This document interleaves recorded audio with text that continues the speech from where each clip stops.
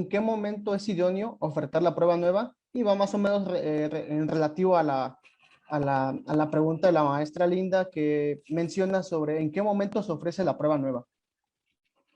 Fíjense que hay una situación muy interesante aquí, ¿eh? Cuando terminamos se me ocurre y no lo quiero dejar pasar. Tiene que ver con la psicología del testimonio y con la pregunta que nos están haciendo. ¿En qué momento?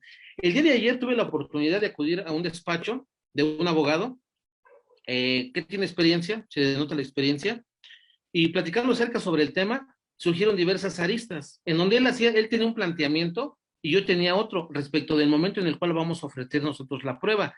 El artículo 390 nos señala cuáles son esos parámetros, ¿eh?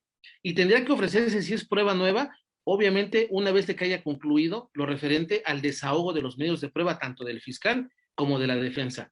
¿Saben qué me decía a mí este abogado? Y la verdad yo sí tuve que pronunciarme sobre el particular y dar mi punto de vista, y no por decirlo significa que yo tenga la razón. Él mencionaba que se ofreciera en la etapa intermedia. Él hacía referencia y propiamente la psicología del testimonio, ¿eh? Y qué bueno que me hacen esta pregunta para poder mencionarlo. La psicología del testimonio tiene una finalidad: verificar, bueno, o establecer que la persona que depuso ante el tribunal es inverosímil su dicho, por diferentes circunstancias, ¿eh? Y esto hay contradicción de tesis y hay resoluciones, al menos les puedo decir yo, del magistrado Ricardo Paredes Calderón sobre el particular, en donde él hace una manifestación en una sentencia y él señala que es meramente inverosímil, poco creíble, que una persona cuando se encuentra en shock, producto de un acontecimiento delicado en un delito, puede dar descripciones de algunas conductas previamente establecidas, ¿no? Es decir, que dé características particulares y detalles previamente establecidos de una circunstancia que difícilmente le va a dar la oportunidad de poderlo hacer. ¿Por qué? Porque hay estudios científicos que establecen que cuando nosotros entramos en shock o tenemos alguna impresión fuerte, como podría ser que te asalten, que te apunten con una pistola, y que tú en ese momento, pues, por el temor y cuando vencen tu resistencia, pues difícilmente vas a poder poner atención a todos los aspectos medulares de cómo ocurrió la conducta, a todos esos aspectos, no sé, que tengas ciertas características específicas, ¿no? El lugar, el momento, quién se encontraba, el horario, y que no solamente lo diga el testigo, sino que tres testigos digan lo mismo, atendiendo la evocación, la memoria y el recuerdo, que son síntomas referentes al proceso de memorización y que impactan en la psicología del testimonio. Está establecido que difícilmente va a ocurrir eso. No vas a poder recordar con precisión lo que ocurrió por ese shock en el cual te encuentras tú. Ahora, la psicología del testimonio, y esto lo dice el maestro Manuel Valadez Díaz, y es un juez de Durango, que tiene un código nacional comentado buenísimo, que se los recomiendo. Yo tuve la oportunidad de entrevistarlo, y cuando yo platicaba con él, hablando de la prueba de refutación, él me mencionaba algo muy interesante.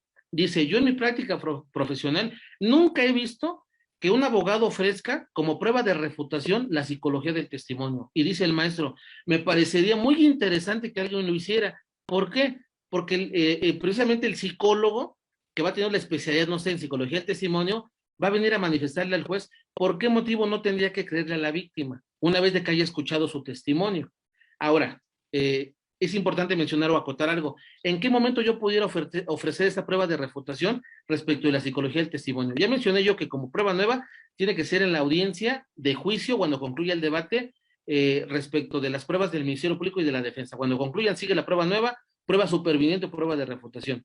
Ahora, ahí me comentaba el abogado que ya les comenté yo, de que para él, el ofrecimiento de esta prueba de la psicología del testimonio tendría que ser necesariamente la audiencia intermedia, a lo que yo estaba en desacuerdo. Y yo le decía, bueno, a ver, dice usted que usted la ofrecería en la audiencia intermedia, pero, por ejemplo, el dictamen que se va a emitir por parte del perito, ¿sobre qué información lo va a realizar? Y él me decía, muy fácil, sobre la carpeta de investigación, sobre la entrevista de la víctima, porque iba a ser sobre la entrevista de la víctima, lo de la psicología del testimonio. Y yo le mencioné, con fundamento, obviamente, para no ser subjetivo en él mismo, la Constitución dice una cosa completamente distinta. La Constitución señala que no se va a dictar sentencia de condena con datos de prueba.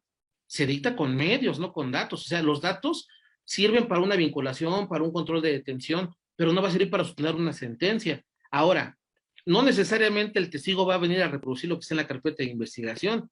Él va a venir a producir la prueba y como base está su entrevista. Pero ¿qué sucedería si el testigo va más allá de lo que dice la entrevista? Digo, Me queda claro a mí de que si yo escucho a un testigo que da información diferente a lo que está en la carpeta, tengo dos opciones: objetarla en términos del artículo 371, párrafo tercero, o hacer el ejercicio de aclaración por omisión. Me queda claro que esas dos posturas yo las tengo, ¿no? Pero yo no estoy hablando de eso. Yo estoy hablando en el sentido de que si al momento de que el testigo vaya a la audiencia, lo que va a hacer es producir la prueba y manifestar lo que él vivió al momento de que ocurrieron los hechos. Y yo creo que ahí es donde podemos ofrecer como refutación la prueba de psicología del testimonio, no en la etapa intermedia cuando va a servir como sustento la entrevista escrita, sino más bien lo que se produzca en la audiencia. Pero bueno, eso fue una de las charlas que se tuvieron con esta persona y que viene a mi mente y no quería dejar pasar, ¿no? Porque es muy interesante lo referente a la psicología del testimonio y cómo lo podemos utilizar. Y para dar respuesta, como ya lo mencioné, esta prueba nueva de refutación o prueba superviniente se va a ofrecer al momento de que haya concluido el desahogo de medios de prueba de la defensa, así como del fiscal.